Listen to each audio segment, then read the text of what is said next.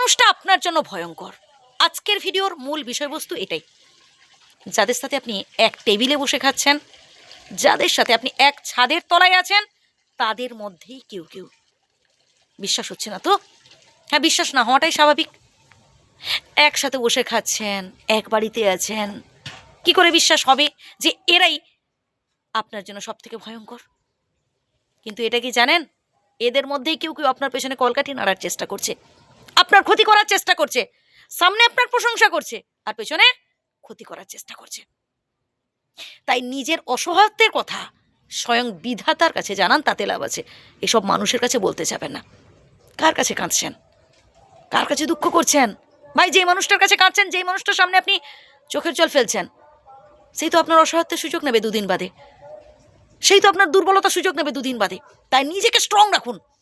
বিধাতার কাছে, উপরওয়ালার কাছে এই প্রার্থনা করুন যাতে আপনি নিজেকে আরো স্ট্রং রাখতে পারেন, আপনি নিজেকে আরো শক্ত করতে পারেন। জীবনে দুঃখ আসবে, কষ্ট আসবে, আবার সুখও থাকবে। যত বেশি আপনি দুঃখ কষ্টগুলোকে হাসি মুখে গ্রহণ করতে পারবেন, তত বেশি আসলে আপনি জীবনে সুখী হতে পারবেন। এই জীবনটা না চক্রাকারে ঘুরছে, বুঝলেন? আজ দুঃখ তো কাল সুখ, আবার আজ সুখ তো কাল দুঃখ। ঠিক দিন রাতের মতো, 12 ঘন্টা দিন 12 ঘন্টা রাত যেমন হয়, জীবনটাও ঠিক তেমনি। তাই হতাশ হওয়ার কিছু নেই, টেনশন করারও কিছু নেই যে হাই রে কী হবে রে, আমার জীবনে এখন অনেক সমস্যা, আমি তো কঠিন পরিস্থিতিতে পড়েছি, কী হবে। বিধাতার শরণাপন্ন হন, তাতে লাভ আছে। এবং আপনাকে মনের জোরটা রাখতে হবে যে ঠিক আছে, জীবনে একটা সমস্যা এসেছে, ঠিক আছে, এই সমস্যা কী করে মোকাবিলা করা যায়, এই সমস্যার কী করে মুখোমুখি হওয়া যায় চেষ্টা করতে হবে।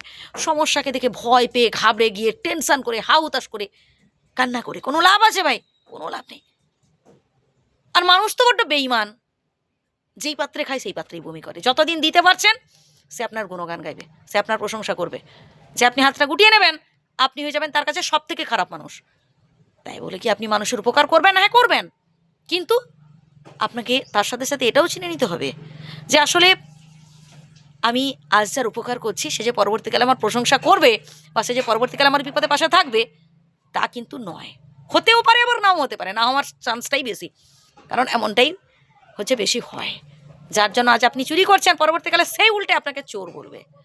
কথাগুলো শুনতে হয়তো খারাপ লাগতে পারে, কিন্তু সরি, আমি বাস্তবটাই এখানে তুলে ধরার চেষ্টা করি। আমি চাই আপনি জীবনে ভালো কিছু অ্যাচিভ করুন, আপনি মাথা উঁচু করে দাঁড়ান, আপনি সম্মান অর্জন করুন, আপনি দুঃখ দুর্দশা এগুলো ঘুচিয়ে সামনের দিকে এগিয়ে যান। তাই কথাগুলো বললাম। প্রিয় বন্ধুরা, যদি ভুল বলে থাকি ক্ষমা করবেন, কিন্তু আমার একটাই রিকোয়েস্ট, প্রথম থেকে আবারও শুনুন কথাগুলো, উপকৃত হবেন। ভালো থাকবেন, সুস্থ থাকবেন। আবারও বলছি, যদি ভুল বলে থাকি ক্ষমা করুন।